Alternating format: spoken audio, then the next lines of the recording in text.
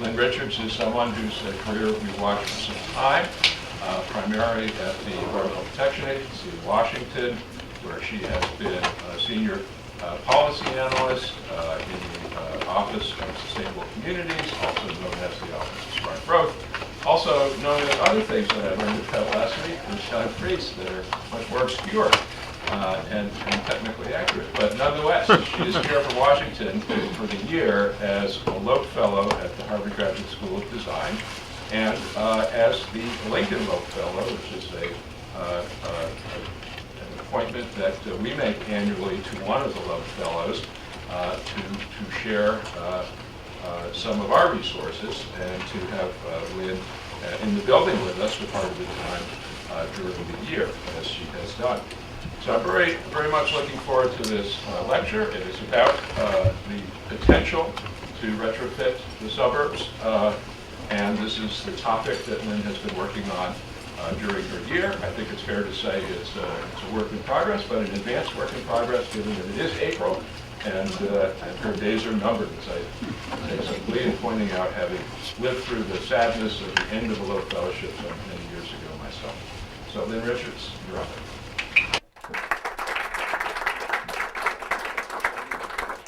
Well, thank you all for being here, and I also really wanted to thank Armando and the support of the Lincoln Institute for really allowing me to dive more deeply into a new research area. And I think what Armando said is exactly right. This is a work in progress. I've worked in a number of suburban retrofit communities, so I'm drawing from that experience, but still I'm certainly going to welcome from all of you ideas, suggestions on how to tighten it. And other issues to consider. So a few weeks ago, I'm so glad Julie Campoli just walked in, because a few weeks ago Julie gave a lecture here talking about made for walking. What are the characteristics of a successful community that's vibrant, diverse, and has a lot of people on the street? And in many ways, my talk today picks up where Julie's talk leaves off. Right? So if we understand what are the elements of what makes a successful community, the next question becomes, how can we begin to transform our suburban communities to achieve the vision that Julie so articulately laid out? By the way, her book's for sale in the front room.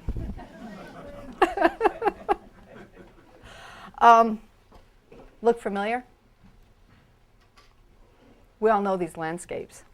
We certainly know this. So the question becomes is how do we go from something, an arterial that looks like this, which is in every community USA. Has anyone ever been in a community larger than, say, 25,000 people and you haven't seen this? Can anybody right now in your mind imagine a place in your own community that you just think, God, this place is a wreck. How can we fix it? Right? So keep that place in mind as we go through this. So the question really becomes, how do we go from that to this, where the people and not cars are celebrated on the street? And so when I think about suburban retrofit, I think about how we can change the scale of a place that is predominantly auto-dominated to a place that is predominantly pedestrian-oriented. And I really don't want to get hung up in semantics, because many suburban places, many of those places that have that auto-dependent feel can actually be found within our city boundaries. And I show up this example of Rochester, New York, that took an old, what's that called? An old, help me out, car dealership, thank you. Car dealership into and replaced it with 77 new residential houses. Auto-dependent to something that's more pedestrian scale, that's within the city boundaries. So when we think about transforming these landscapes, what we're really thinking about is changing the scale to a more human scale. And then the big piece is, in my mind, of where we are in this going into the 21st century, is that we're helping places evolve.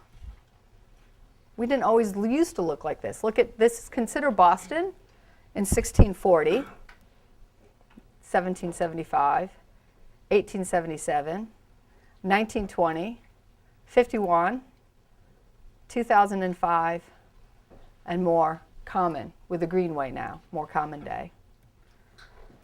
Places evolve all the time, and I propose that the time is now to turn our attention to our suburban landscapes. And why now? Well, in part, our population is growing. We're expected to add another 100 million to the U.S. population sometime in the next 35 to 40 years. And not only is our population growing, the demographics are changing. Our population is aging, and we have the 20 and the 30-somethings. These two demographics are consistently trying to get rid of their car and to move into places where they can live, work, shop, and play in the same neighborhoods. But it's just not those two demographics. Across the board, over the last 15 years, there have been essentially 36 polls given out to communities, given out to people. And consistently, 30 to 50% of the poll responders say that they are looking for a more urban environment in which to live. They're looking for a place where they can live, work, shop, and play all in the same place. Think about that. That's 30 to 50% of the population is looking for something like that. And then you combine that, all of these forces with, you know what, we actually have a lot of development opportunities. The University of Utah estimates that there's almost 3 million acres, almost 3 million of acres of gray fields, which are essentially parking lots and abandoned buildings that are just prime for redevelopment. In my mind, this is a perfect storm. These demographics, these trends are a perfect storm of why I think suburban retrofit will be the hallmark of the 21st century. Okay, well, so how do we start? Like if I was a mayor, if I was a planning commissioner, I'd be like, all right, you've convinced me. Where do I go from here? So this is where it gets complicated, and this is why not a lot of folks have done it. But across the board, what folks want to do is you want to look at your regional planning. You want to make sure that you get the streets right. You want to add more green. Across the board, this is going to happen in every single place, and every single retrofit project. What is going to differ is whether or not you're going to take a more incremental approach, kind of almost do it project by project, or whether there's going to be a master plan redevelopment where it might be phased. And in the end, you get to a pedestrian scale environment. It's unclear to us at this juncture whether or not an incremental type of redevelopment is really going to yield the kind of pedestrian scaled redevelopment project that we're seeking at the end. But we'll talk about some examples of both as we go through it. So let's begin to break down these different steps and to kind of dive into it. So the regional context, where to start? Every single community, including Detroit, every single community have assets to leverage. There's areas of opportunity. I was recently in Topeka. Last summer I was in Topeka, Kansas. And what the city was the first thing that they told us, they said, we're smack dab in the middle of the country. We're equidistant from both coasts. And that really demonstrated to me how creatively you can think about assets. Many times what folks narrow in on are, we have a tech corridor, we have a rail station, we have a waterfront, but you can think really creatively. So when you begin to thinking about how to identify our sites, where are your public assets that you can begin to leverage? Let's break this down a little bit more. I think that the first question right now in 2013 a local government can ask itself is, do we have transit or not? The U.S. government in 2013 will be spending $64 billion in transit just this year. There's an incredible investment that is happening at the state, local, and federal level on transit. So if you're talking about leveraging assets, I think that's the first place to start. But many places don't have transit. So you might want to start thinking about, do you have any underutilized sites, such as a parking lot, abandoned shopping center? And then I think you want to break down those sites more. If you do have transit, do you have any underutilized sites within a half a mile? Are any of these sites near or adjacent to public infrastructure?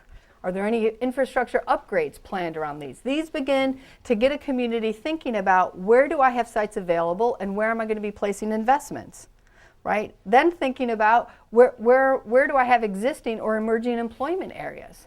Maybe that's not it. Has the community identified any needs or planning?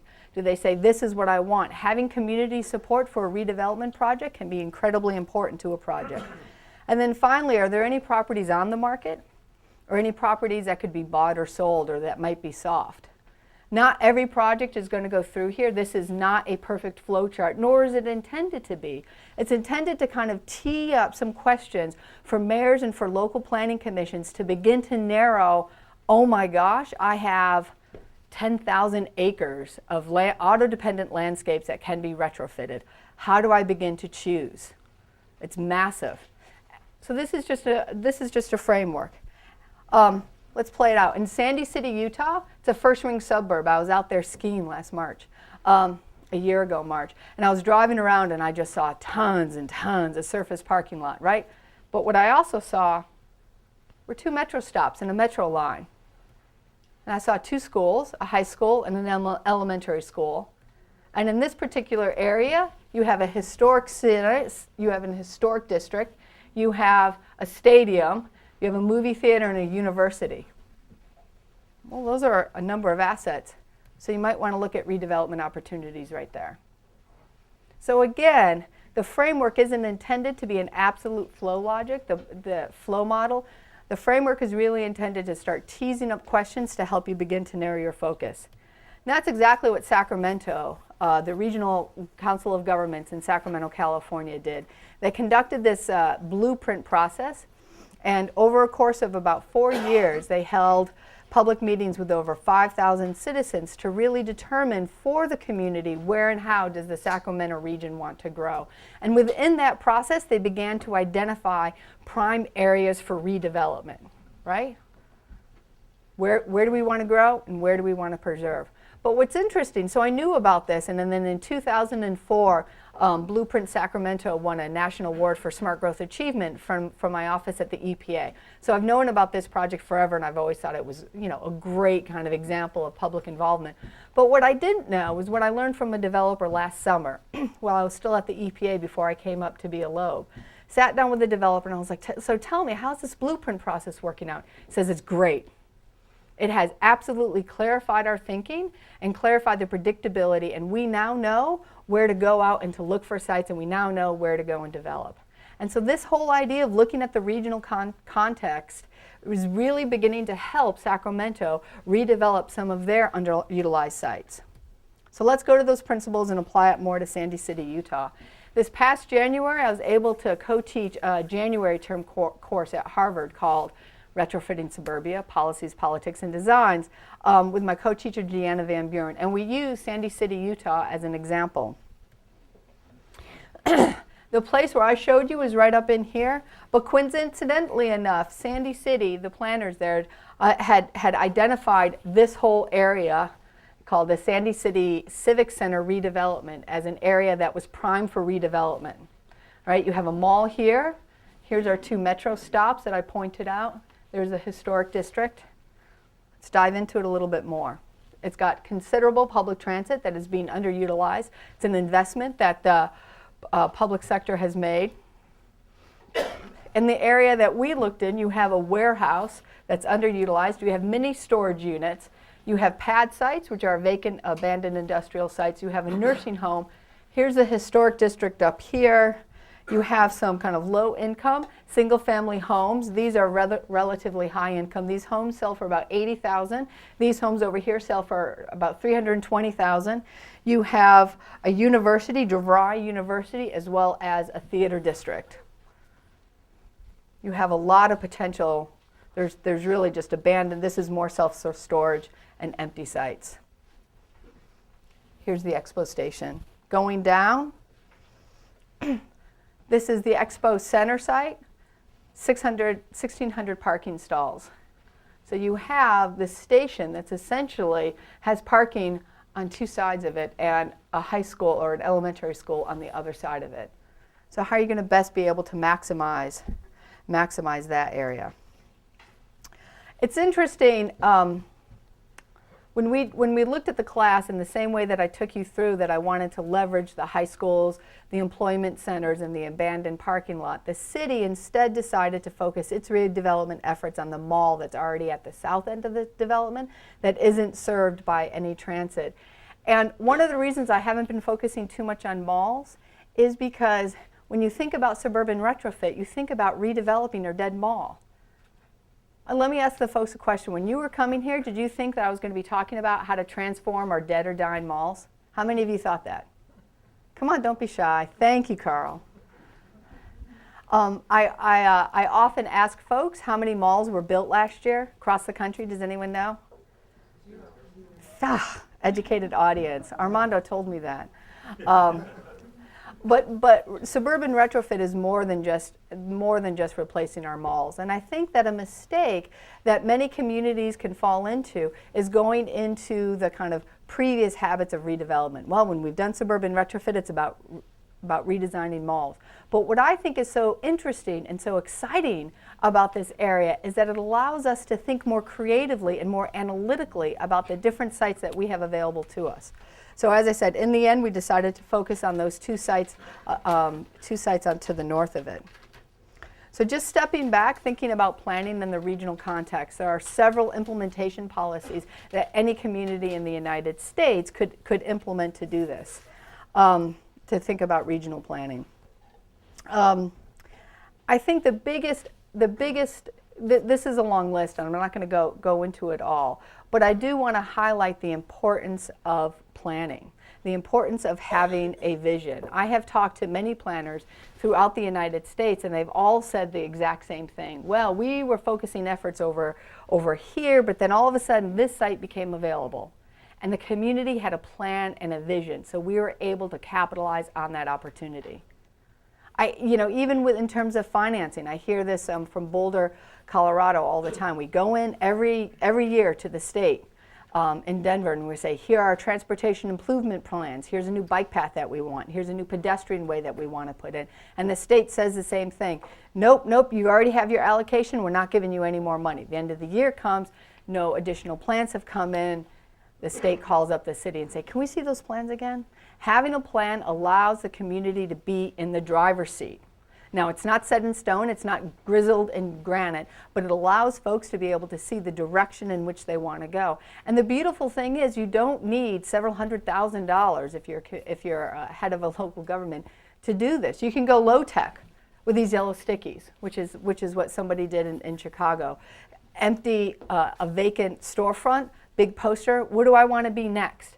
Provided yellow stickies. And so the community wrote, here's what I want, and just posted it on there. There are a lot of different ways to get input from the community and to be put in the driver's seat to figure out where and how you want to grow. So that's one of my favorite pieces. But, so you've kind of figured out what sites you want to work on, but you got to get the streets right. And I think that what's missing in a lot of redevelopment projects right now is the person. A lot of redevelopment projects that I've visited and I've been at really are seeking to maximize residential units, are seeking to maximize FAR, Florida Area Ratio, are seeking to maximize rents. And somewhere in this whole process of redevelopment, the person has gotten lost. Why are we doing this? We're doing this, again, to transform to a more human scale. So I think it's really key to get the streets right. And as I said, Julie Campoli just published a book, which is out there, talking about the 5 Ds and a P, that you need to have a diversity of uses, places where you can live, work, shop, and play. You need to have the right type of density. You need to have a lot of people. Not necessarily, 400 people on a block, but you need to have the right amount of intensity of uses. You need to have distance to transit. You need to have places where you can get to either a bus, a bike lane, a metro. You need to design a place that is just not for cars, but allows other modes of transportation. The design can't be undersold, and I'm not saying that just because I've spent a year now at the Harvard Graduate School of Design. Creating an inviting streetscape, creating a place where you want to be becomes really, really important. And there needs to be destinations, places where people can go. In my community at home in Arlington, which is really, really walkable, a mom friend of mine moved out of her small house into a bigger house because she had kids. And she said to me about 2 months after the move, she says, I have no place to walk to. We're just here all the time. And she only moved about a half a mile away, but that half a mile was just far enough away from the grocery store, from the Starbucks, sorry, I have a slight habit, from the playground. She was like, I have no place to walk to. So the destinations become really, really important. And then parking, making sure that you're balancing the supply and the demand. But it's just not the kind of the land uses. It's the streets that tie all of this together, which is why I really want to focus on what the streets look like. Think about your own experiences when you're walking down a street. Think about that place that I asked you to keep in mind. What's the streetscape like? Would you ever walk there? Think about the places that you'd like to walk now. So I was recently in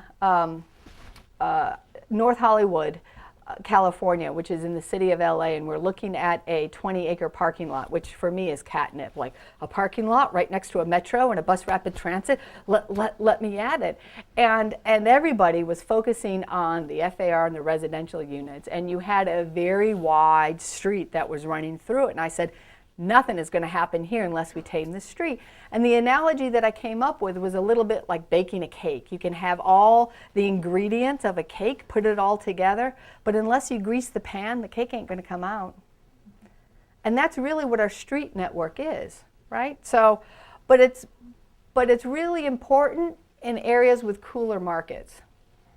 For a local government to invest in taming its streets, for a local government to invest in changing the streetscape, for a local government to invest in putting people first and not putting cars first, will signal to the private sector that we're investing in this area, that this area is important to us, and that will track investment. This is played out over and over. Clearly, in hotter markets, which are more city areas, you don't need to do that. You can put in the public investment last, but in cooler markets, which is where a lot of our suburban communities are, you want to put in the investment first, and there's no easier place to do it than in your street network.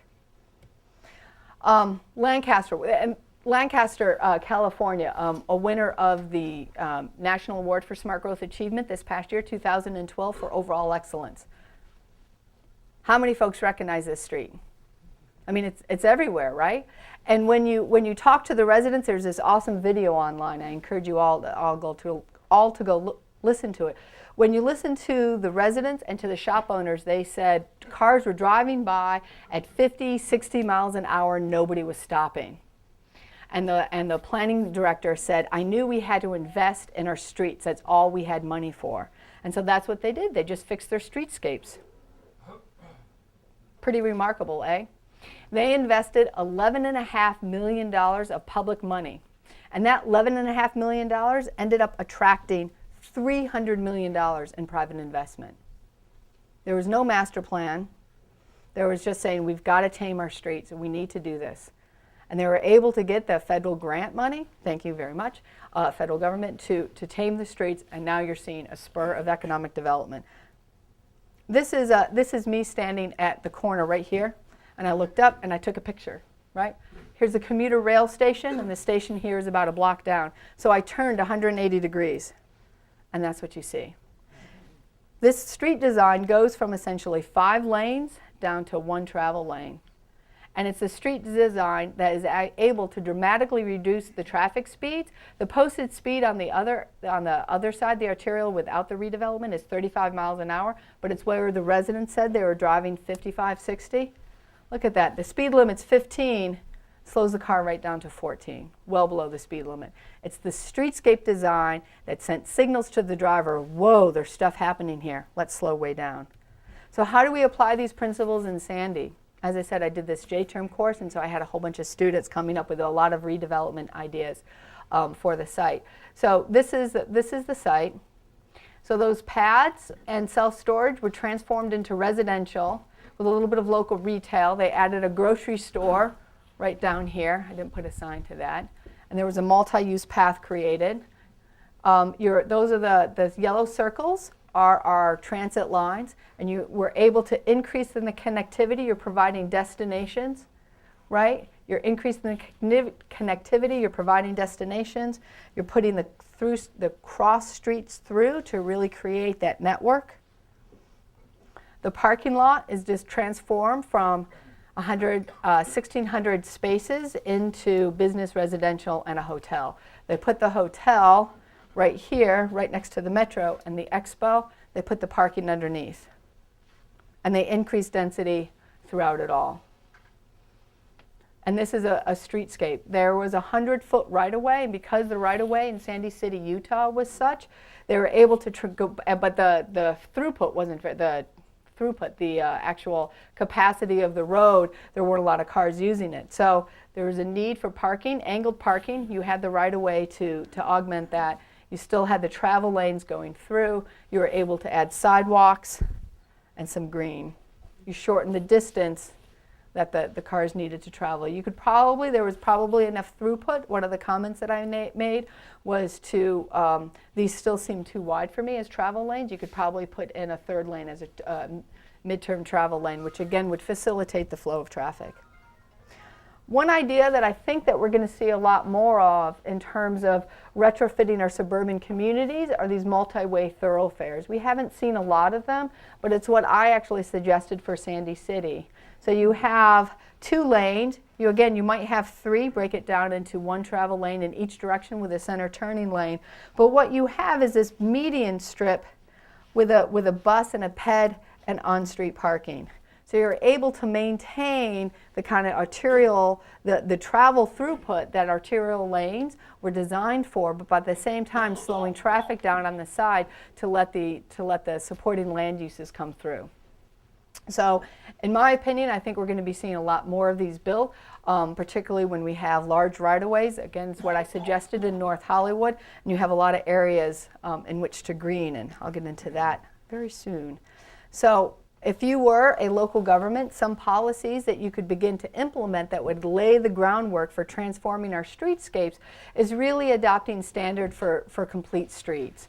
The Institute for Traffic Engineers and the Association of State Highway and Transportation Officials, otherwise known as AASHTO, more or less provide the information for state and local governments to adopt the standards. AASHTO and ITE put out various books of guidelines. The state and local governments then adopt it. Recently, they just put out thoroughfare designs for walkable urban areas, a context-sensitive approach. I think they put this out about 4 years ago, and local governments who really wanted to begin to tame their streets collectively had a big sigh of relief. We have an AASHTO standard for complete streets that we can now adopt.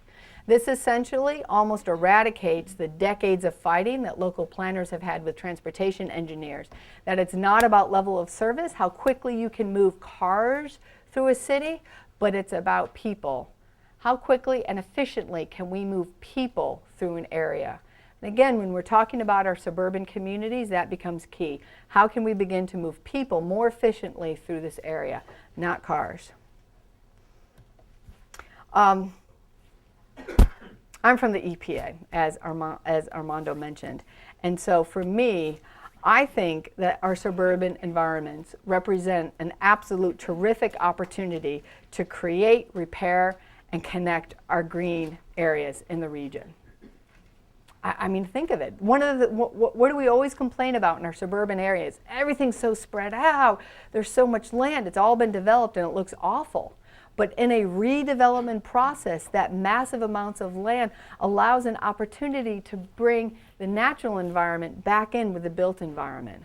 One of the problems over the last 20 years, as smart growth advocates and new urbanists and other folks really interested in placemaking have more or less left out, is the function of the natural environment. It can not only have functionality, it can also have an incredible amenity to the local residents. This is Emeryville, California. Emeryville is a small